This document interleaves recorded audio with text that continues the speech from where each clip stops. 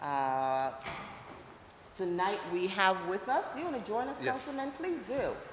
You're welcome.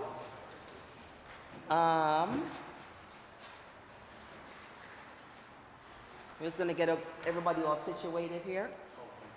Here we go. Thank you. And there's another folder we can give him. Yeah, now here's one. You can use that for right now. That's good. That's on, Okay. and that's the And podium's that's on. the fun too. Yeah, okay, great. I do believe. I don't know. Okay. We've got two items on the agenda. The first item is a communication from Mayor Bronin, a resolution authorizing a new singular PCS LLC to install small cell nodes upon 6 City of Hartford streetlights, granting the City of Hartford the authority to lease out public structure and charge the utility companies for the use of those structures, per the Development of Public Works review and approval, as well as any other necessary permits required by law. That was item 1 on the agenda from our February 10th meeting. I have spoken with the administration, to the council members, and what the administration is asking for is to postpone this item because the state of Connecticut is working on getting a master plan for multi-cellular company use. The city wants to also, use that plan as a draft to do a master plan for the city. So what the administration is looking for is a little bit more time to put those plans together and then come back to the committee with a master plan so we will have something to approve going forward. So I'm proposing to postpone this item with you all agreement. Sure, let's pass this down. Maybe this will come up later, but it was a question I had, and if you know, you know, and if you don't, you don't. The rates that the companies pay to the city to use, to put their things on the towers or however that works, is it the city just negotiates those? Do we have any sense of how that negotiation works or how those rates get set? And if not, we can come back to it when we come back to it. No, I don't, but we have someone here. We have our corporation counsel. Okay. We have somebody here from the administration who can answer that question, Josh. Good evening. Thank you. My name is Erin Howard. I'm the Director of Economic Development for the City of Hartford. So to answer your question, when it comes to city-owned property, there's an FCC ruling that requires us to work with the carriers and only allows us to charge $270 a year for the use of each attachment. So it's regulated for us. There may be a defining moment for administrative costs, but that's part of the reason we're asking for a delay, because we're not exactly sure what those costs would look like. Thank you. You're welcome. But in addition to that, it's important. You got to use the mic here. We're on TV. Oh, hi. Howard Rifkin, Corporation Counsel. I think what's important to distinguish is in the case of city property, that's controlled under FCC regulation. In the case of putting one of these small cellular nodes on, for example, a telephone pole transmission line, that's controlled by the state of Connecticut through PURA. And we have, the city or any municipality, has no input other than to appear at a hearing if one is held on the placement of one of those small cellular devices. Yes. Thank you, Howard. And just to stick with that last point for a minute, because I have been contacted by residents in the West End who have been notified by Verizon that they're planning to put one of these small cell nodes on a telephone pole on Whitney Street. I think it's between Elizabeth and Fern. And so I hear you saying that that's completely out of the city's jurisdiction, and that's strictly something that if they want to have input, they've got to go before PURA to have input on that. Is that correct? That's largely correct. I do believe that there are a couple of municipalities, Waterbury specifically, that is considering, if they haven't already, challenging Pure's authority with respect to this and the process that they've established. But I don't think that that has gone anywhere other than the city of Waterbury potentially making noises about that. Pure has issued rulings that essentially, and under state statute, give them total authority over the regulation of these, of utility transmissions, essentially. So 2 questions there. One, I take it the city of Hartford's not considering challenging like as Waterbury did, and 2, does the city have any position that it will be taking in front of Pura with respect to the placement of these in the neighborhoods? So to answer that question, so the siting, not the siting council, I'm sorry, Pura, the process is the city actually gets notified of these small cell nodes when they're being attached to a utility pole when the city is considered an adjacent property owner. So if it's in the city's right-of-way, we are getting notifications. We do have the right and the ability to contest what they're doing, but we can't contest them on things like design or what it looks like. We can just say we don't think it's an appropriate location. We basically are much like the property owner, the adjacent property owner, the residents, taking a position on whether or not that specific node in that location is a problem, and we have to defend why we think that location is a bad location for a small cell node. Just to follow up, I'm not aware, but we can certainly do some more inquiry, that under Pura's rules and regulations that they've set any standards necessarily for review in terms of, so what hurdles need to be leapt over by an individual homeowner or homeowners, businesses, or a municipality isn't clear to me in terms of what burdens do we have to bear in terms of any kind of hearing. But we are going to look into it. We were talking about that this afternoon. Last question. Has the city in fact been notified of any, and if so, how many? So to be conservative, I can say since probably the spring of 2019, we've probably received 75 applications, if not more, probably pushing 100 applications. We're in the process right now of actually identifying all of those locations and creating some mapping to get a better understanding as to where the carriers are actually placing these small cell nodes. Because of proprietary information, it's not exactly easy for us to ask them for that, so we're going to work towards a goal of mapping that out. That is actually, again, another piece of this overall plan that we'd like to present back to council, but we need some time to do that. And our director of planning is here. I don't know if she has something to add about those applications.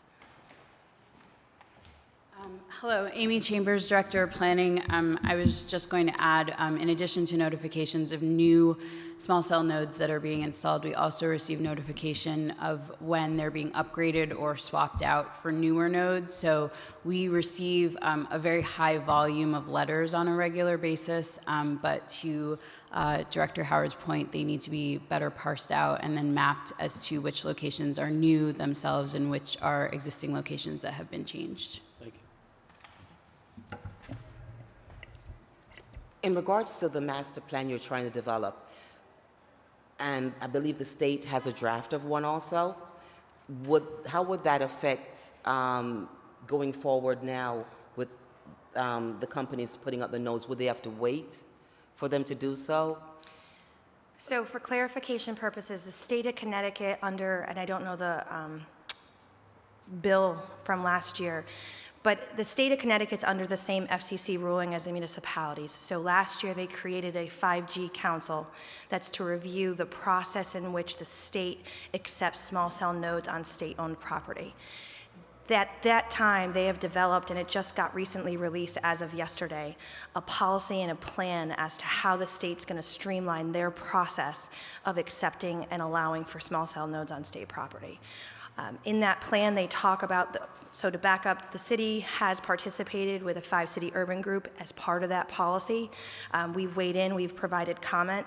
Things the state is looking into are things like what their fee or their administrative cost is going to be.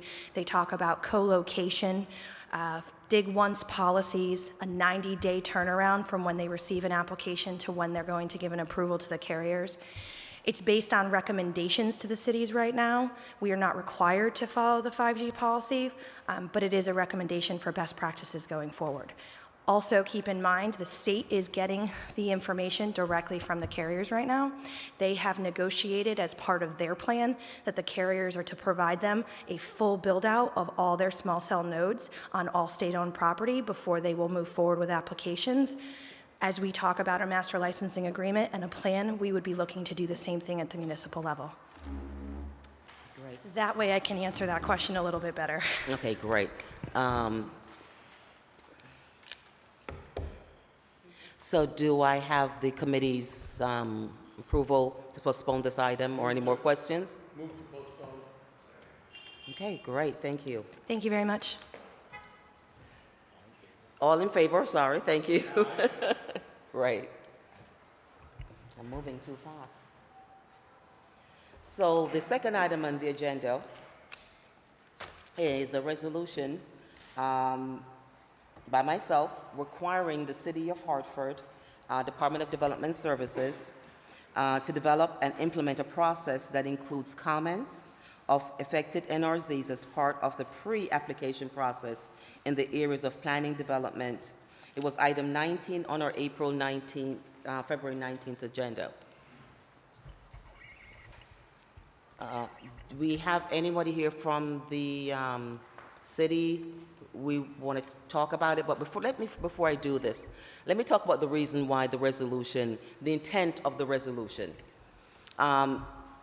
As a past member of the NRZ and also speaking with NRZ members throughout the city, the NRZs in the community are not happy with not knowing when there are business development going on in their community. And they would like to have an opportunity to actually give some input, seeing if that business will work in their neighborhood. So one of the things I would like to propose to the committee, because there's lots of, we have quite a few people who have sent in different ideas on how they would like this resolution to be amended, is forming a small work group with some members of the committee, community, ourselves, and also the administration to actually really look in depth, look at the process of how the city goes through approving a business, and then come back and rewrite this resolution a little bit better that will reflect the issues and concerns for the community. Any questions, comments? It certainly strikes me as a reasonable idea. It looks like we may have some folks here tonight who want to speak about this, so I'd love to hear what everybody has to say and then take all of that. I take it what you're suggesting is that after we've heard all of that, we postpone action on this and we that was my intent, as a work group, get right. fine with me. Okay. Just one related question before we hear from folks. Am I understanding at least this as it stands now? The idea is not that it would change any of the rules for approval, only that it would require notification in some form of the NRZs and their input. Exactly. Okay, that was my clarification. Do we have anyone in the community who would like to talk about that resolution or the administration? Let's hear from the administration, then we can invite the committee to give some input. Good evening. My name is Randall Davis. I am the Deputy Director of Development Services for the City of Hartford. Thank you, Councilman Sturgeon, for this opportunity to speak. I would like to start by saying, as a city, we want to certainly work for our residents, so the intent of the resolution makes perfectly good sense to us. At the same token, I also welcome having a work group because there are some areas, and I'll use a short example because you specifically cited businesses. If we, so we have an existing P&Z policy that was reestablished not that long ago, and it's an exceptionally good model that has been touted nationwide, and that sets forth specific specific criteria for specific types of lots of buildings of what businesses and what uses they can be utilized for. And I point that out because what that means is that, for instance, an existing building maybe have specific uses for which it is available, and it's called build as of right, and we wouldn't necessarily be able to prevent a business from going in. And also, depending on what type of approvals might be needed, to the extent that we know about it, we can always share those things with the NRZs that are in those communities, but we might not have an ability to necessarily stop a specific business. But I think that's something that we could hash out through the working group to figure out exactly what wording makes sense to support the policies and things that we're already doing, but making sure that the community is aware and gets their voice heard. And our Director of Planning is here. I don't know if you want to add anything or if I might have missed something, so I'll turn it over to her. Good evening, council members. Again, Amy Chambers, Director of Planning for the city. I would just echo Deputy Director Davis's comments in saying that the Planning and Zoning Commission, when they do hear matters that require their approval, they do oftentimes ask whether applicants have gone before the NRZs themselves and whether they've obtained a letter of support from the NRZs. In addition to that, the Historic Commission and Zoning Board of Appeals have taken the same stance and have done so, I would say, more in the last several months, months that I've been on board working with them. I don't remember the other point that you made. About businesses and our limitations. Oh, yes. So when we receive applications for specific uses, you mentioned businesses, we do have to take into account the current zoning regulations, which permit some uses to go into various properties by right. In addition to that, when we receive applications, it is worth noting that there are statutory requirements for us with regard to opening public hearings and making determinations on matters themselves. And so you mentioned perhaps going back and taking a look again at how the resolution may be written. I think it may be worth just noting or taking into account that we are statutorily bound as well in our timelines to respond to businesses, and just in terms of how that may or may not or can play out with regard to NRZ's meeting and being able to then circle back either with the applicant or with the department. I think the members in NRZs are here. Would you like to say something?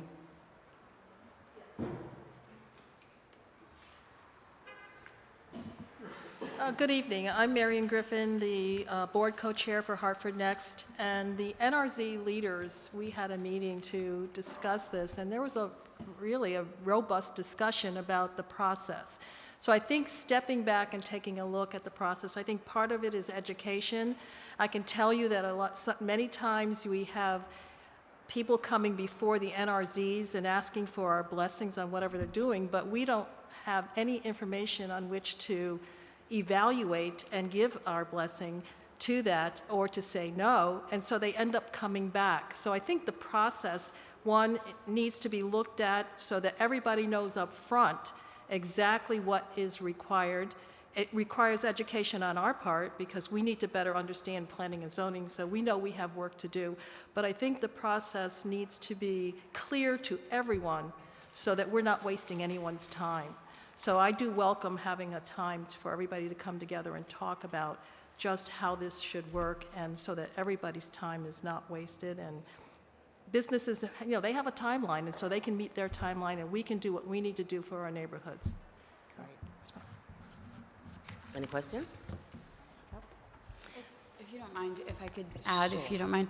I actually think that that's a really wonderful statement, and have been working with my staff to develop a presentation that we hope to take to NRZs and to other community groups, if possible, to be able to talk more about what the zoning process looks like, what the application process looks like when someone comes in the door, so that just on a more wide level, the public can understand exactly what we're looking at, what we are requesting of people, and then again, what the zoning regulations require. I think that point about education is really important and will perhaps help to achieve some of what it is that you're looking to achieve with this particular resolution, if more people are aware of exactly what that process is, of when we're having our public hearings, and of ensuring that people have the opportunity to weigh in, whether it's through this process or another one. So. Great. That's exactly the intent. So putting together the working group, I believe, would actually really accomplish both the education for the city of what the residents in the city is looking for, and also to the administration, what the residents want to see. So I would ask the Hartford Next to probably, give 2 or 3 recommendations from people to sit in the committee. All right. I'll ask our members of the our committee who would like to sit on it with the residents, and then with the administration, they'll send who they need to, and we can get this going. And Amy, in comparison, also the presentation that you're planning on going out in the community, this would be a great opportunity to use this group as a test, guinea pig, as you may say, and they could give you some feedback, because they work with all, Hartford Next work with all 13 NRZ throughout the city. So, and all members sit around the table, so they will be able to give you some great feedback of what each district, would like to see and hear. Okay? So I would like to put on the table what am I doing? A motion to, which item is this? Item number 2, to postpone it.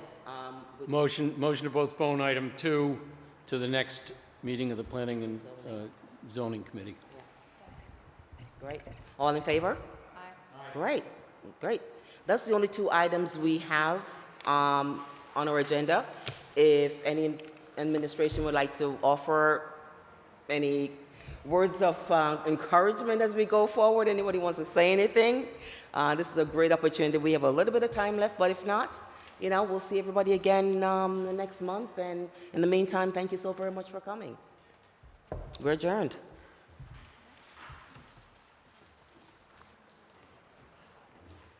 So who wants to sit in this committee?